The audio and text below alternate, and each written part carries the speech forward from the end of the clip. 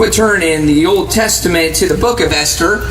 We're going to look at one particular very encouraging statement that is recorded in this book, that this amazing example of courage and love and devotion to the Lord serves for us, and hopefully have some things that will be helpful and benefit to us, namely in light of some of the challenges we've been having us look at in the realm of personal evangelism, spreading the gospel. I know we've had several lessons geared to that end, just with some of the efforts that we've been engaged in. We had the Vacation Bible School, and that was such an encouraging effort to go through, to be inviting others, be thinking about just handing out those invitations, the process of just getting into the habit of almost encouraging us all really to just be really obsessed about the mindset of sharing the gospel. That when I look at Jesus and I look at his attitude with the gospel, that's really the mindset that comes to my mind as someone who is really just given so much to, it was an obsession that everybody he came in contact with, everybody that he was blessed to speak with, was going to share the gospel. And we see that with Paul and others that were trained after that same fashion, had this obsession to constantly share the message.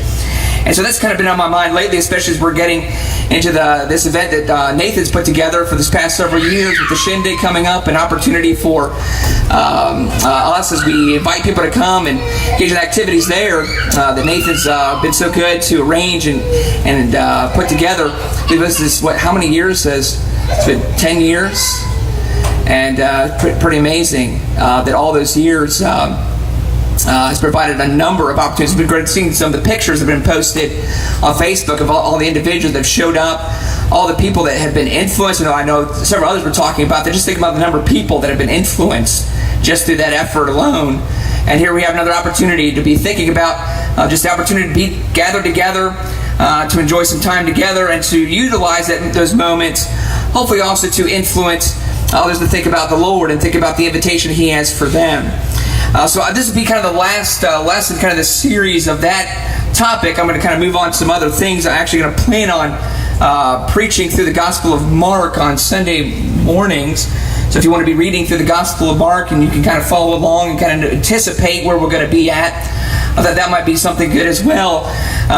Might be encouraging for others that as we have an opportunity as we go out sharing the gospel and having opportunities to study with others, they might be able to at least have some anticipation of what we might be speaking about or preaching about, so they can maybe be guided and know what to expect when they come to the services, if they should so desire to visit us, and know that we're just going to be going through the Gospel of Mark, and they can kind of follow along with that. But in the book of Esther, looking at her example, she really becomes a great example for us to emulate in the terms of being an evangelist, being someone who is willing to make major sacrifices for the sake of the salvation of others. And she becomes such a major source of inspiration, considering the position she is able to come into.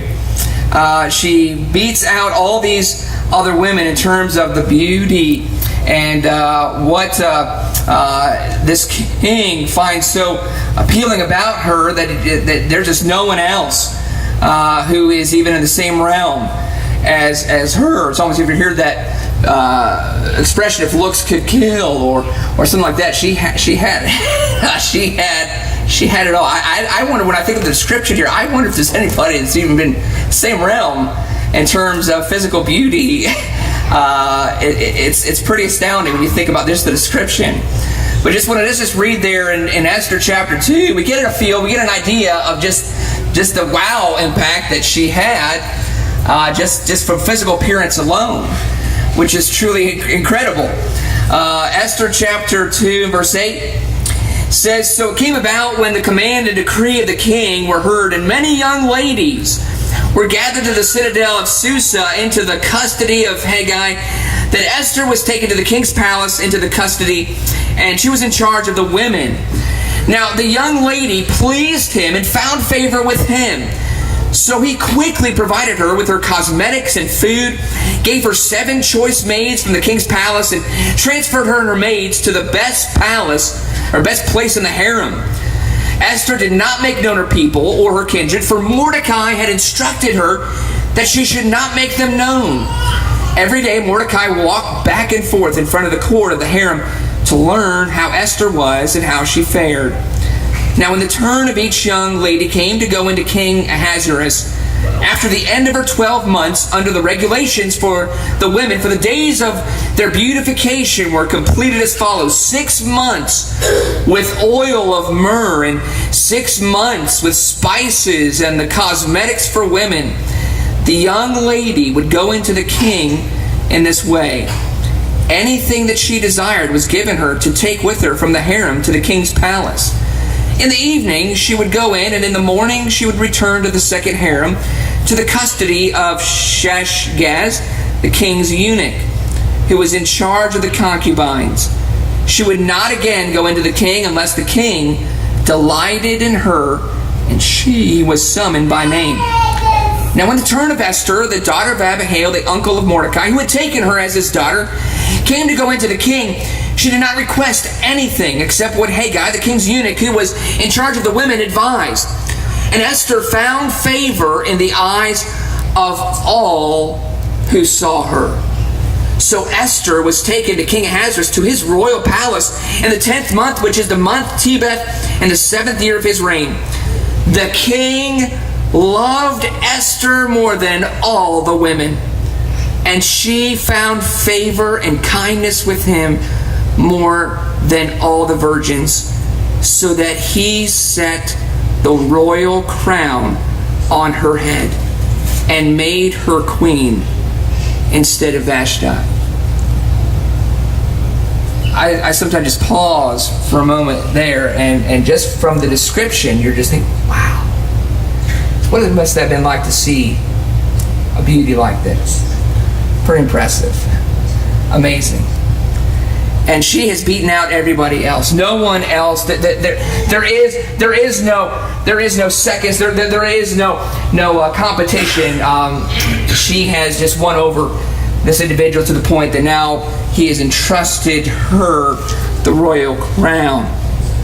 It says there in verse 18, then the king gave a great banquet, Esther's banquet, for all his princes and his servants.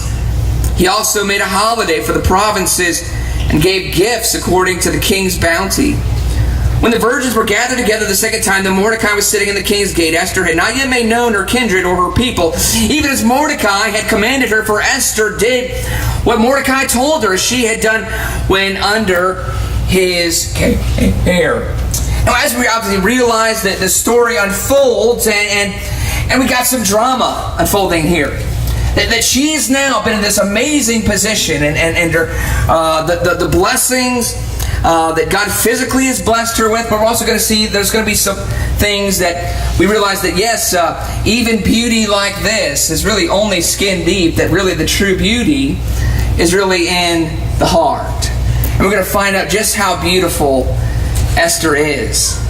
That despite the looks and the appeal that she had to win over this man, there is something about her that is worth emulating, that is worth kind of being in awe of and seeing what it is that she had. Because again, her actions that we're going to see transpired through this drama that unfolds.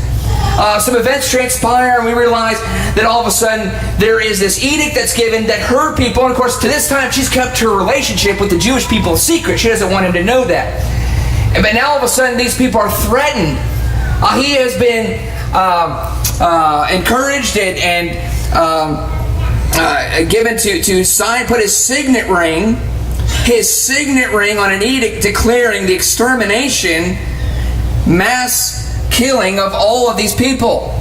And of course it is usually understood that when a king puts his signet ring on anything, the edict is irreversible. What's done is done. And he puts that signet ring on, indicating this is final. This is your final answer? That's your final answer when you see the king's signet ring. There is no going back. And of course now, their word becomes known about this. And so Mordecai, her uncle, he is going to give some advice to Esther that is very troubling to her. It's very alarming. It's very frightening. But we want to look at her attitude that she has. We go there over into chapter 4. Chapter 4, it says in verse 1, when Mordecai learned all that had been done, he tore his clothes, put on sackcloth and ashes, and went out into the midst of the city and wailed loudly and bitterly. He went as far as the king's gate, for no one was to enter the king's gate clothed in sackcloth. In each and every province where the command and decree of the king came, there was great mourning among the Jews, with fasting, weeping, and wailing, and many lay on sackcloth and ashes. They recognized the magnitude of this edict. Their days are numbered. And there doesn't seem to be anyone who's in any really position to do anything about this. When the king says this is what we're doing, he is Lord, really, of all in an earthly sense. Who can stand before him? He's made his decision. And so this is the reaction, is what on earth are we going to do? And so in verse 4, then Esther's maidens and her eunuchs came and told her. And the queen writhed in great anguish. And she sent garments to clothe Mordecai, that he might remove his sackcloth from him, but he did not accept them. Then Esther summoned Hathach from the king's eunuchs, whom the king had appointed to attend her, and ordered him to go to Mordecai to learn what this was and why it was. Now she's confused. She again, just imagine the drama unfolding for Esther. She's been put in this amazing position of honor, of prestige. She's won over the king's favor, but now she's torn. She's torn between, I have won over this man's affection. This man has put the highest honor that you could possibly place on her to be the queen. But she also has these people that she's very fond of and she's loyal to as well. And she's kindred with them. This is her family. This is her religion. This is her faith. And they have been given by this man to wipe them out. And we're going to see another element of drama that unfolds. It makes it also very difficult for her to know exactly what to do, how to proceed. So she wants to know what's going on. How did this happen? Why did this happen? Verse 6 says, so Hathach went out to Mordecai to the city square in front of the king's gate. Mordecai told him all that had happened to him and the exact amount of money that Haman had promised to pay to the king's treasuries for the destruction of the Jews. He also gave him a copy of the text of the edict, which had been issued in Susa for their destruction, that he might show Esther and inform her, and to show Esther and to order her to go into the king to implore his favor and to plead with him for her people. So here's the plan. Well, Esther, you literally are the only person who can do anything about this. Who else is the king going to listen to? Who else associated with this problem can get as close as you can? You are right there. You are right there, able to get into his presence. And so that's the plan. Verse 9 says, Hathach came back and related Mordecai's words to Esther. Then Esther spoke to Hathach and ordered him to reply to Mordecai. So now here's the ancient texting. Gets the message. Okay, I got the message. Okay, I'll let you know I got it. I'll let you know this is my reply. She sends this reply, and she said, it's not that simple. Okay, guys, I want you to recognize something. It's been a long time since the king has actually asked me to come in and be in front of him. Now, yes, I've won over his favor, but we're talking about the king. I'm only the queen. And there are some serious consequences to just barging in uninvited and asking for his attention. So she relates this back. It says there in verse 11, all the king's servants and the people of the king's provinces know that for any man or woman who comes to the king to the inner court who is not summoned, he has but one law, that he be put to death. She says, you do realize, Mordecai, you're sending me on a suicide mission. I'm going to die before I even get to open my mouth and tell him what the problem is. You realize this is also a problem. That sounds like a great plan, Mordecai. Yeah, I'm queen. Yeah, I could get to him, but you know what? he has to invite me. He has to say he wants to see. I don't go ahead and impose on him. And everybody understands, you just don't do that. There is risk involved in this. There is but one law, that he be put to death unless the king holds out to him the golden scepter so that he may live. So we're talking extreme circumstances. Only under extreme situations would he even think to then reverse that and think, okay, well, because of whatever the situation is, I will change the order of procedure. Even though you're kind of barging in on me, there's always a chance. There is a slight chance that he will put forth the scepter and make an exception. There's no way that she can even know that that's going to happen. So she said, I have not been summoned to come to the king for these 30 days. They related Esther's words to Mordecai. I would have to assume that at this point Esther is almost assuming, well, I guess the next thing to do is just to mourn. To continue to be under duress and wondering. But not Mordecai. Mordecai thinks a little bit differently. Mordecai says in verse 13, Mordecai told him to reply to Esther, send this message to her.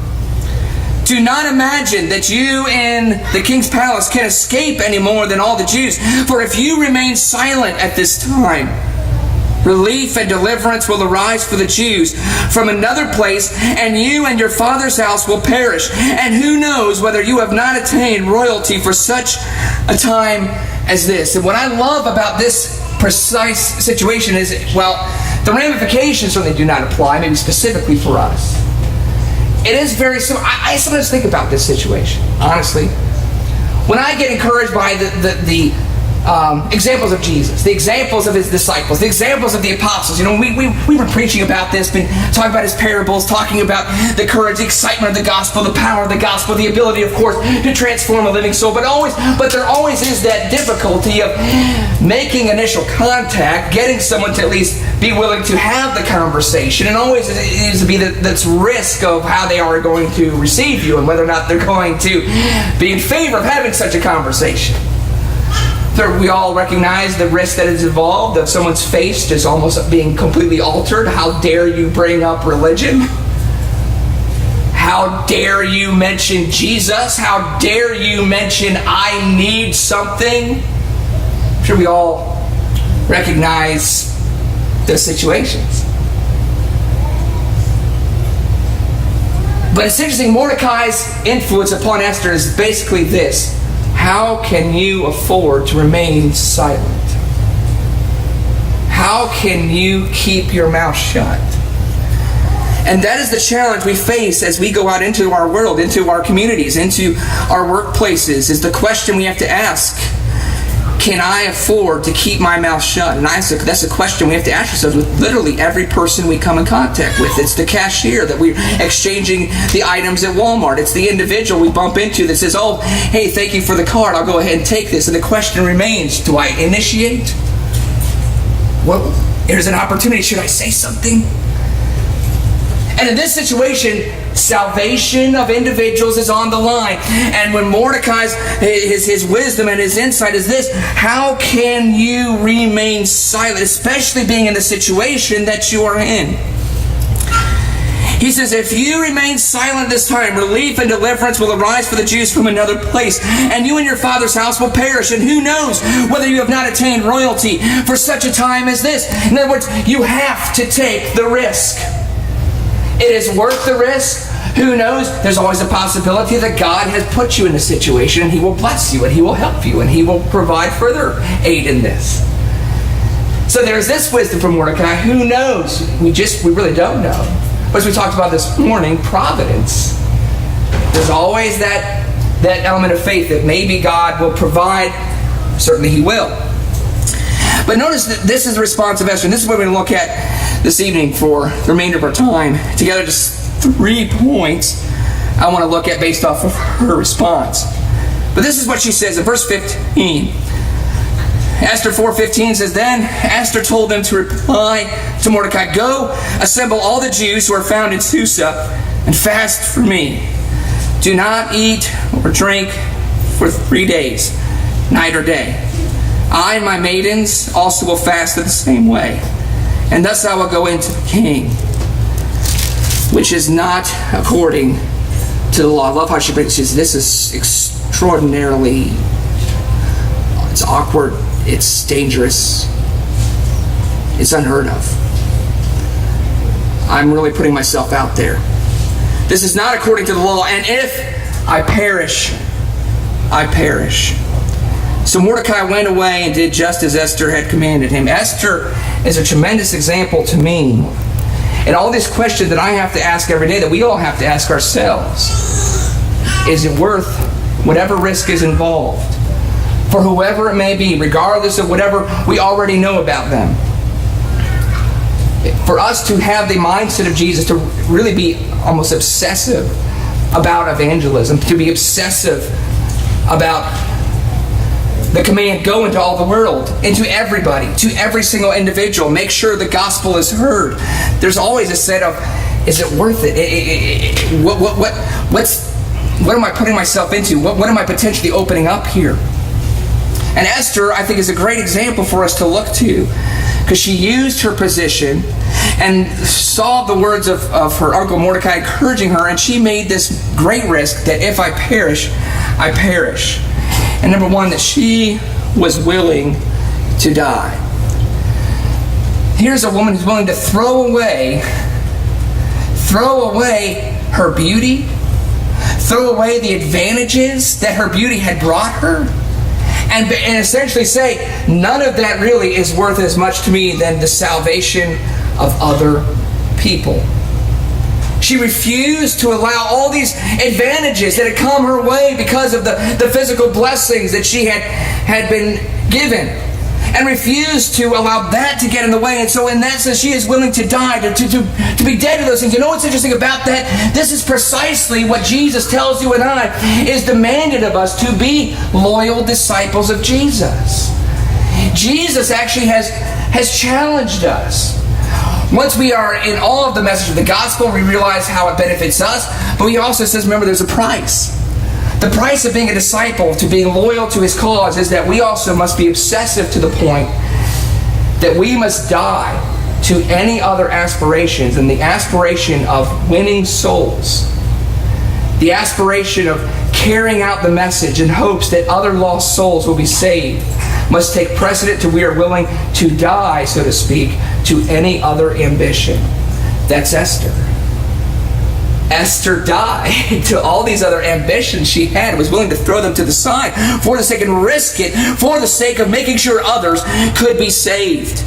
Turn over to Luke chapter 14. Jesus encourages you and I to think very similarly. It's a great challenge, but nonetheless, this is the truth. The truth of being a disciple of Jesus is the only way we can count ourselves approved and accepted and blessed by Him, is unless we also make evangelism, preaching the gospel, teaching, reaching those that we know and love, reaching those that we come across, and making sure it is the highest priority. That unless we're willing to do that, He simply says, you cannot be my disciple.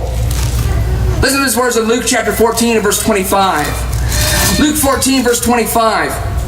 It says, now large crowds were going along with him, and he turned and said to them, if anyone comes to me and does not hate his own father and mother and wife and children and brothers and sisters, yes, and even his own life, he cannot be my disciple.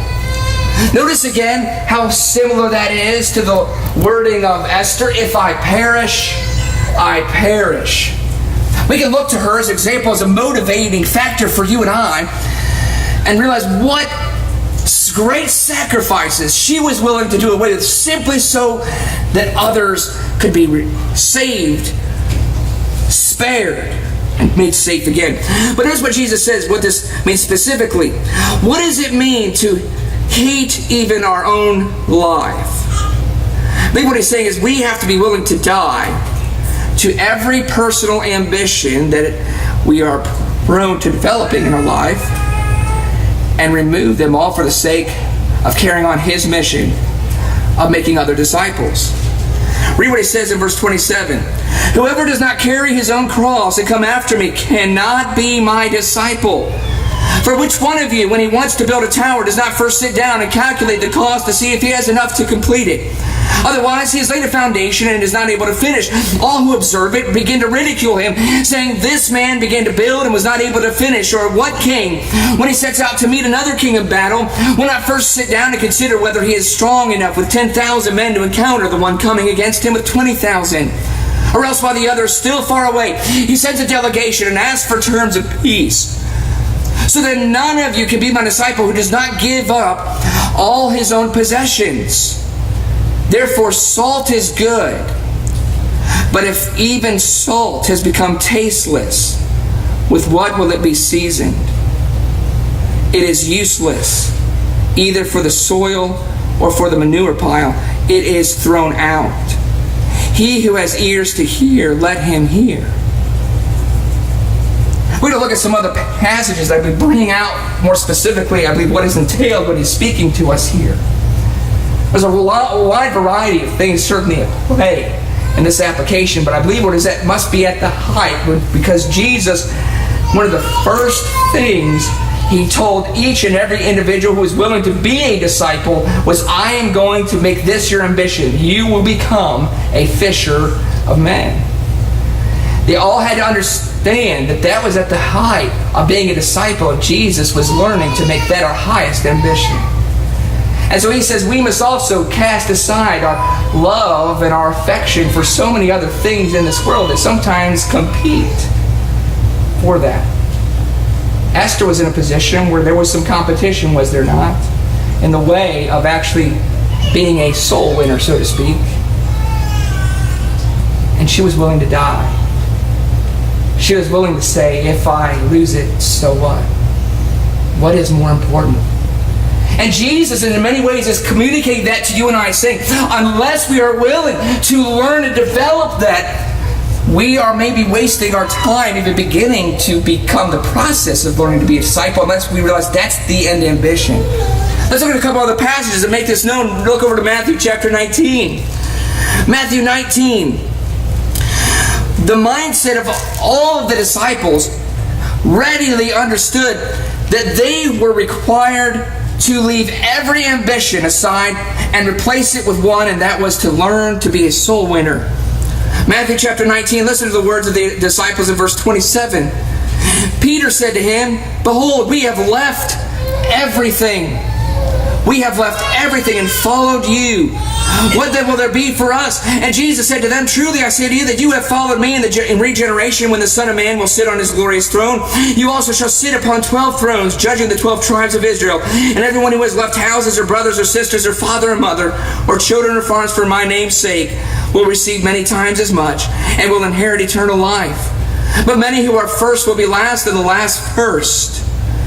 It's interesting that Peter speaks up, and what he basically is saying is, this is on the tail end of a conversation Jesus has with a very wealthy individual who felt very proud because he had kept all the moral commandments of God all his life, but was unwilling to sell all his possessions and follow Jesus, to put his trust in him and to make his ambition in life something that nothing tangible in this world could compete with. He couldn't do it. He struggled with that. And what basically Peter is watching this, seeing this, and he pipes up basically to say, well, we recognize that's a great sacrifice, but we were willing to do it. Is there not a reward? And in such a way, Jesus is answering that, saying, well, yes, eternally there's a reward, but there's also responsibility. You will be servants for my cause, and you will suffer, and you will have to be willing to be mistreated for that cause. Turn to Luke chapter 5 very quickly. Luke chapter 5.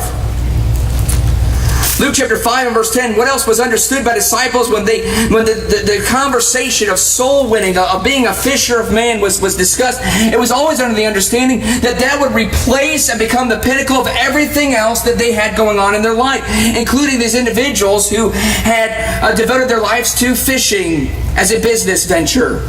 Luke chapter 5, beginning in verse 10. There's what it said here, verse 10. This is after Peter is in all of the great catch of fish. And verse 10 says, and also were James and John, sons of Zebedee, who were partners with Simon. And Jesus said to Simon, this is what he says, do not fear. From now on, you will be catching men.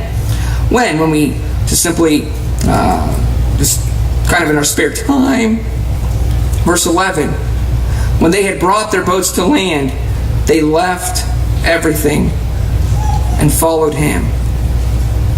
When Jesus starts talking about the cost, this has to be part of that discussion of, are we willing to refuse to let any other thing in life become a competition to making our first ambition reaching out, fishing for men? It's a challenge. But I believe Esther is a great source of encouragement to see that it's worth it. It's worth the sacrifices. She thought so. Mark chapter 1 and verse 16. Again, notice this. These results of individuals who were called by Jesus, and there's a common theme we're going to see there. Mark chapter 1 verse 16 says, as he was going along by the Sea of Galilee, he saw Simon and Andrew, the brother of Simon, casting a net in the sea, for they were fishermen. And Jesus said to them, follow me, and I will make you become fishers of men. And immediately they left their nets and followed him. They left their business. They left, even we're going to find out, they left family members. He said, we have something that is a higher calling. Notice as it progresses in verse 19. Going on a little farther, he saw James, the son of Zebedee, and John, his brother, who were also in the boat mending the nets. Immediately he called them, and they left their father Zebedee in the boat with the hired servants and went away to follow him. In each and every one of these situations, we realize there's a pattern here that Jesus is setting and others are recognizing. And so when he talks about the cost, that becomes apparent. That's the cost. Am I willing to leave everything? And when we struggle with that, perhaps Esther can be a source of encouragement for us. The beauty of all beauties became queen because of it. Well, that's not worth much compared to the need for others to be saved. If I perish, I perish. I'm going to make this my ambition. And something else that's very interesting about her is she was willing to overcome her fear. For many of us, this is a problem. This has constantly been a challenge for me. The fear of rejection.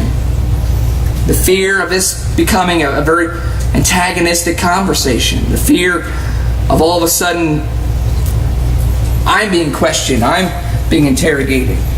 Maybe not having the answers, not being quick on my feet, wondering if I'm going to stumble along and what's this going to look like.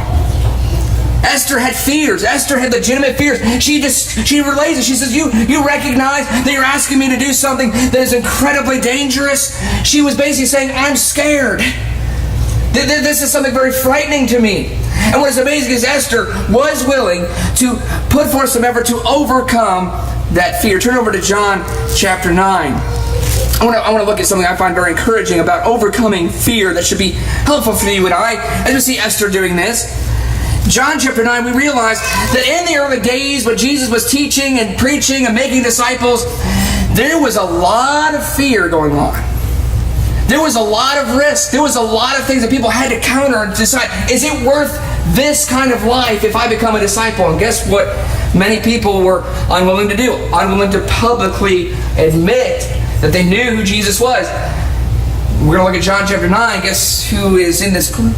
Parents of the blind man. The blind man who was blind from birth, who was healed by Jesus, who begins realizing that this is a great prophet, begin learning that he's a Messiah. His own parents refused to acknowledge how he got his sight back because of all the pressure that was being given.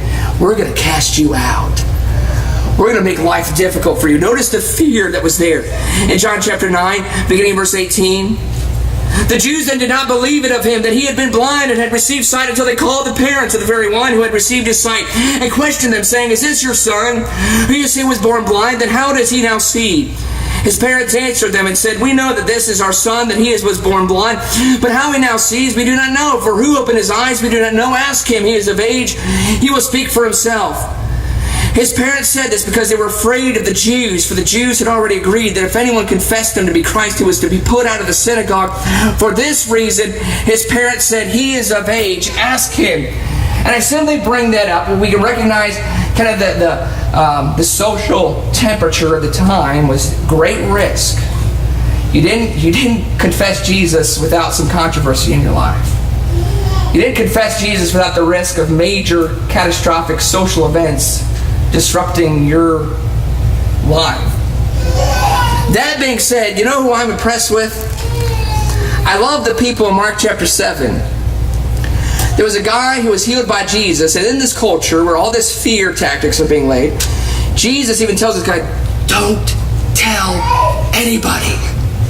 And you know what he did? You can't hold the guy back. Even in this culture where you know what kind of risk is going to be given to you for speaking out against. I love this. So go to Mark chapter 7. I always thought Mark 7 is such an encouraging point. You know, when there's a culture of fear and you recognize how you have to maybe use a little stealth, maybe you're encouraged to maybe just watch what you say all the time. When someone just comes right out in the open and says, you know what? What has happened to me and what I want to share with you is too wonderful that I'm just not thinking about the risk right now. I'm thinking about the joys of what's going to happen to you. I'm thinking about the joys of what I'm going to be rewarded with for helping the Lord help other people. This is this guy in Mark chapter 7. Mark chapter 7, verse 33. Verse 33 says, this man who is unable to speak or hear, he's healed by Jesus. And verse 23, Jesus took him aside from the crowd by himself, put his fingers into his ears, and after spitting, he touched his tongue with the saliva. Looking up to heaven with a deep sigh, he said to him, Ephphatha, that is, be opened. And his ears were opened, and the impediment of his tongue was removed, and he began speaking plainly. And he gave them orders not to tell anyone. You think in a culture like that, thank you, because I know other people have to face it. They tell people they know who Jesus is. And I love his response. But the more he ordered them, the more widely they continued to proclaim it. They were utterly astonished, saying, he has done all things well. He makes even the deaf to hear and the mute to speak. Esther is in that category of individuals that by all means should have every reason to keep their mouth shut. But despite what was at risk and what the reward would be, said, I have to speak out.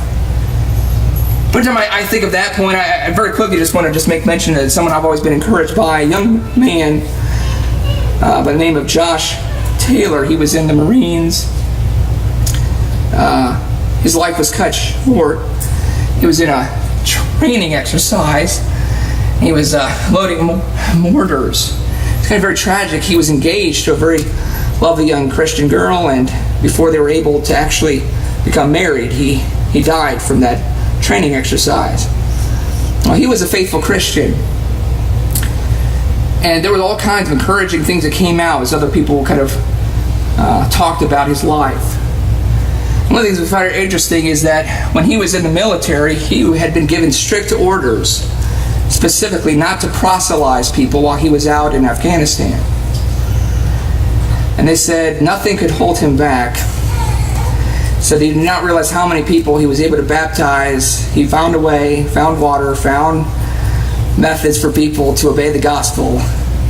Because of all the red tape and all the things, they have a special chaplain who can go ahead and handle that sort of thing. And Josh said, I don't care.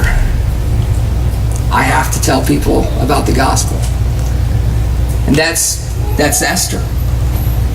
If I perish, I perish.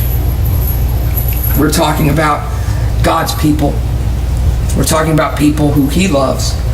And so the third point is she was willing to display perfect love. Very quickly, I just want to summarize this last point and move on and bring our lesson to a close. But I want to read a passage in 1 John chapter 4 that I think applies to Esther. And that when we love so deeply, when we're moved by such great love, it casts out fear. There's something about a kind of love where it's rooted in some greater principles, bigger than ourselves, that makes us just push aside all the fears that sometimes hinder us from being more brave or willing to speak out. Notice there in 1 John chapter 4, verse 15. 1 John 4:15 says, whoever confesses that Jesus is the Son of God, God abides in him, and he in God. We have come to know and have believed the love which God has for us. God is love, and the one who abides in love abides in God, and God abides in him. By this love is perfected with us, so that we may have confidence in the day of judgment, because as he is, so also are we in this world. There is no fear in love. In other words, when we become so moved, when we become so engrossed in the kind of love that's bigger than ourselves, that changes us, that makes us see a bigger world out here and see greater powers at work, and we become in love with that, it makes us fearless. That is the design of God's love in each and every one of us, that it becomes a fearlessness in us where we say, what can man possibly do to us? And that's Esther. Her love for others is what surpasses her physical beauty. She truly was the beauty of all beauties. And that she was in love with the safety of God's people. She was in love with the idea of them being rescued from harm. And when we develop that kind of love, it does develop a fearlessness that she was even able to have to say, if I perish, I perish. But I'm so in awe and in love with what God is able to do in this situation. And one final point I want to make as we come to our conclusion is, well, how do we get all these things? Well, we get all these things by coming to the throne of God. And I want to make one final parallel. In Esther's case, she was scared to death by the idea of going to the king, right? She was terrified. Nothing could be further from the truth than the God who beckons us to come to his throne, that we might develop all these characteristics we see in Esther. I find it amazing that Esther was scared to death. The king hasn't said it's okay to come to him. I want to read a passage where Jesus is the exact opposite. Over in Luke chapter 11. Read Luke chapter 11 verse 5. Luke 11 verse 5, Jesus talks about us coming to him to pray. Well, we have a great king who sits on a throne far greater than Ahasuerus, far greater than the king that was in charge of all these things in the situation that Esther is in. And we have been called to come to his throne, and there should be no fear or intimidation. Notice what he says in verse 5. He said, suppose one of you, chapter 11, verse 5, one of you has a friend and goes to him at midnight, says to him, friend, lend me 3 loaves, for a friend of mine has come to me from a journey, and I have nothing to set before him. And from inside he answers and says, do not bother me, the door has already been shut, and my children and I are in bed. I cannot get up and give you anything. I tell you, even though he will not get up and give him anything because he is his friend, yet because of his persistence, he will get up and give him as much as he needs. Well, Esther said, the king has not given me permission in 30 days to dare speak to him. We have the privilege. We can go 30 days in a row and keep on going and go to our God who sits on his throne and guess what? Beg him that we might have the courage, that we might have the faith, that we might have the persistence, and that other souls might be open to hear. And I firmly believe if we have the faith that Esther had, and we have the confidence to go to this kind of throne, to gather this, what will we see? What Peter saw. So many fish that the boats could not contain them. And an individual falling down in fear said, I had no idea any of this was possible. And Jesus saying, well, yes, it is possible. And guess what? I'm going to try to help you become. I'm going to give you confidence and strength and persistence and teach and impart into you a compassion for souls and an obsession for telling people, so that what we find is possible are so many fish. And Jesus said, that's what I'm going to train. I'm going to give you all these things to help you become a fisher of men. So we just want to kind of have this final kind of summarized lesson. So on so many of the lessons we've talked about just in terms of evangelism, that Esther might be encouragement for us, that we also might say, if I perish, I perish. And it is worth the risk. It is worth whatever sacrifices, so that God's message might impact those who are lost. If there's anyone with us who's never obeyed the gospel, we encourage you that you might respond, that you might recognize what a great sacrifice has been given on your behalf. That Jesus, who knew no sin, became sin on our behalf, that we might become the righteousness of God in Him. Great opportunity for you this evening. If you believe that Jesus is the Christ, you simply need to confess that and be willing to repent of your sins and be buried in water in baptism for forgiveness. And you can rise up brand new, born again, guilt-free, spotless, and can call God your Father, Jesus Christ as your brother, and have the confidence that one day, if you're faithful until death, you could be home in heaven. Won't you come and respond to that message while we stand, sing this song together? Won't you come?